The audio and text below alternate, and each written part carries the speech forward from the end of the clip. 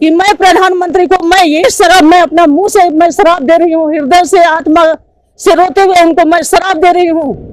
एक दिन मरेगा ना तो उसका लाश को खाने के लिए चिड़िया को भी नहीं मिलेगा और न ही कीड़ा मकोड़ा सब उसको खा जाएंगे। ये मैं एक बहन मैं उनको शराब देती हूँ जो मेरा भाई को इतना कष्ट में लेकर के जेल में बंद कर दिया गया। क्या आदिवासी बनना हेमंत सोरेन के लिए पाप था? क्या एक आंदोलनकारी का बेटा बनना उसके लिए पाप था? क्या यहाँ की जनता का सेवा करना उसके लिए पाप था? मैं भारतीय जनता पार्टी की सरकार से मैं पूछना चाहती हूँ, जब से जिस दिन उस अंधेरी रात थी, जिस दिन हमारा भाई हेमंत सोरेन को गिरफ्तार किया, उस दिन मैं बता देना चाहती हूँ, उस दिन मुझको इतना गुस्सा आया था। लोकसभा चुनाव के तारीखों की घोषणा जैसे जैसे नजदीक आ रही है, वैसे वैसे राजनीतिक पार्टियों में एक खलबली, एक होड़ जो है दिखाई दे रहा है। सभी राजनीतिक पार्टियां जमीनी तौर पर तैयारी में जुट गई है। लोगों के बीच में वो जा रही है, मतदाताओं के बीच में वो जा रही है और कहीं ना कहीं अपना संकल्प पत्र जो है वह मतदाताओं के बीच में रखने का काम कर रही है। झारखंड का 24 वर्ष का सफर हो चुका है और हमारे साथ आज जो शख्सियत है वह झारखंड अलग राज्य के आंदोलनकारी हैं। सुशीला जी नाम है इनका।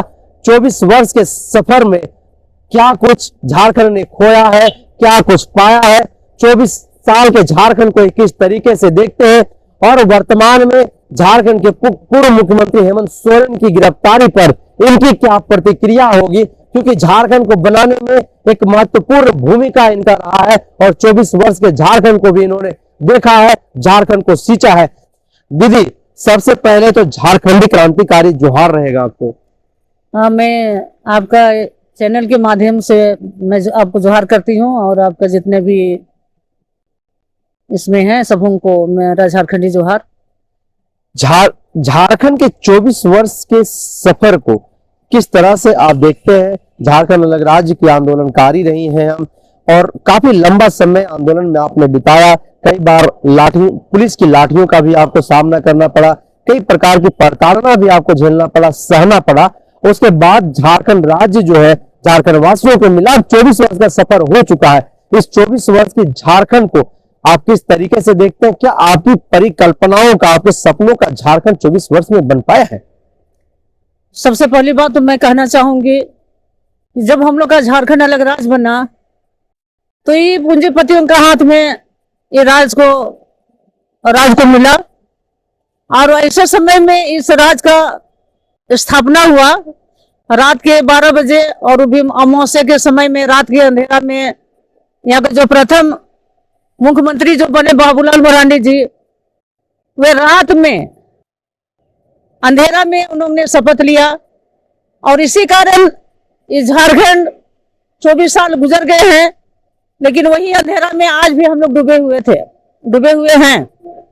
जब बहुत मुश्किल से हमारे परम आदरणीय शिबू सोरेन के पुत्र हेमंत सोरेन के हाथ में जब सत्ता आई, तब वह धीरे धीरे करके अपना सत्ता को संभाल करके, और जिस प्रकार बाबा गुरुजी का जो सपना था और जो झारखंडी लोग आंदोलन किए थे कि झारखंड हमारा एक अच्छा राज्य बनेगा, मुक्त अपराध मुक्त झारखंड बनेगा, घोटालेबाजों से मेरा झारखंड शासन करेगा, यहाँ के नौजवानों को, यहाँ की महिलाओं को, यहाँ के बुजुर्गों को, सबों को यहाँ का सुविधा मिलेगा। ये सपना लेकर के वे बहुत मेहनत से, जब हम लोग का 2 साल में जब कोरोना काल आया, केंद्र सरकार झारखंड के साथ सौतेला व्यवहार किया और उस समय हम लोग का भाई हेमंत सोरेन जिस प्रकार से इस राज्य के गरीब गुरबे लोगों को उस समय वह स्थिति बनी हुई थी, तब वह अपने यहाँ की जनताओं को दूर दूर से, मद्रास हुआ, बॉम्बे हुआ, दिल्ली हुआ, विदेश हुआ, वहां से लाने का इन्होंने प्रयास किया और सुरक्षित उनके स्थान पर उनको पहुंचा दिया गया। इसके साथ इतना ही नहीं, वो भी भारतीय जनता पार्टी की सरकार को नहीं बर्दाश्त नहीं हुआ। तब फिर उन्होंने हेमंत सोरेन के ऊपर में कुछ ना कुछ औरंगा डालते ही गया। लेकिन फिर भी वो हमारा झारखंड का हेमंत सोरेन, इस झारखंड का स्वाभिमान, माटी का बेटा, हम लोगों का भाई, नौजवानों का आशा। हेमंत सोरेन का 4 साल का कार्यकाल और उनकी गिरफ्तारी किस तरीके से एक झारखंड अलग राज्य की आंदोलनकारी देखती है?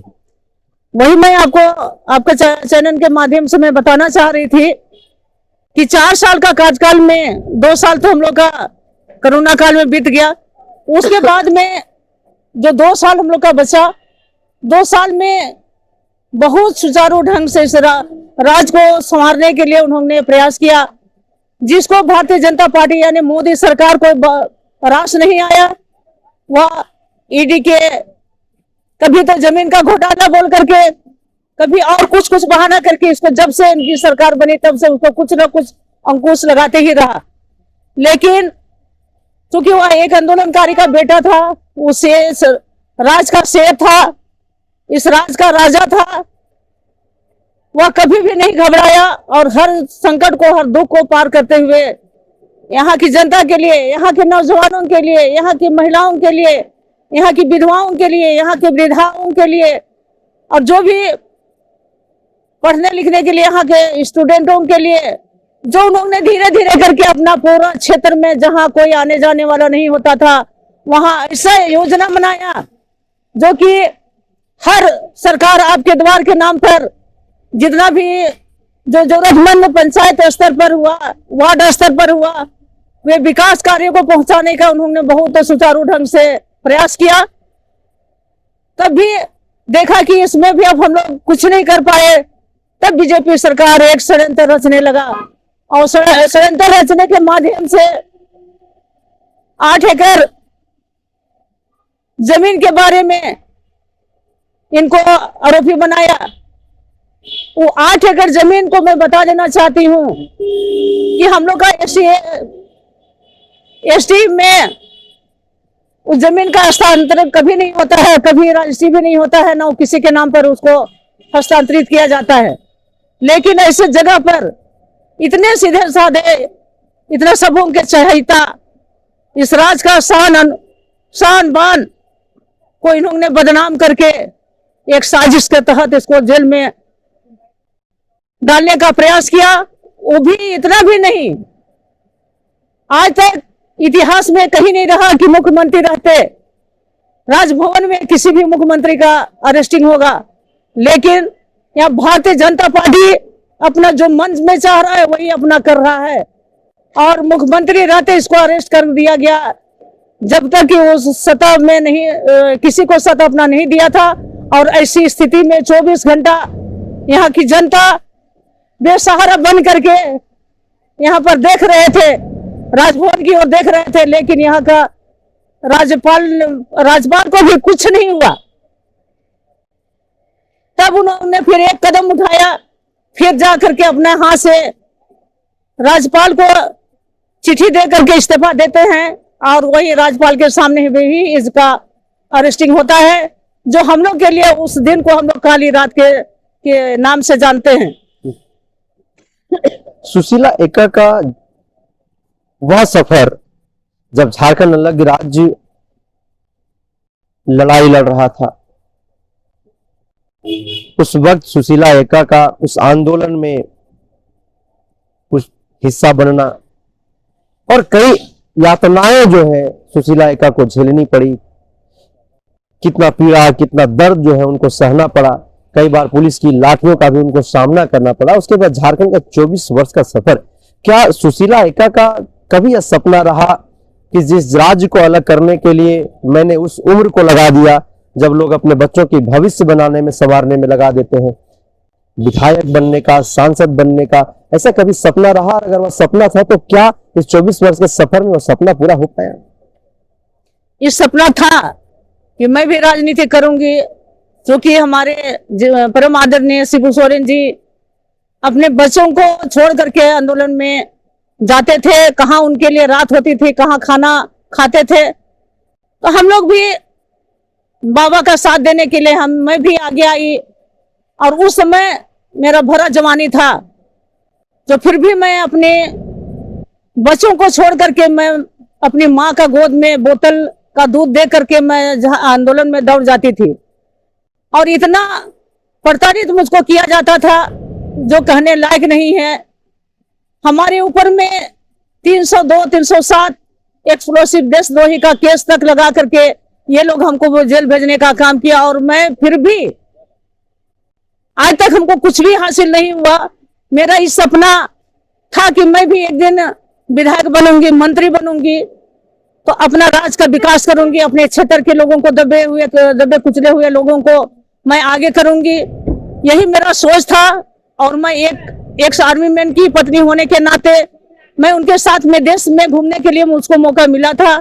और वही उनका रिटायर होने के बाद में फिर मैं सोची कि हम लोग में वो क्षमता है, जब हम लोग सब चीज कर सकते हैं, तो हम लोग जब हम लोग ईटा से हम लोग दीवार को जोड़ के खड़ा कर सकते हैं, तो हम लोग में क्या कमी है जो कि हम लोग इस राज्य का मंत्री नहीं बन सकते हैं, इस क्षेत्र का विधायक नहीं बन सकते हैं।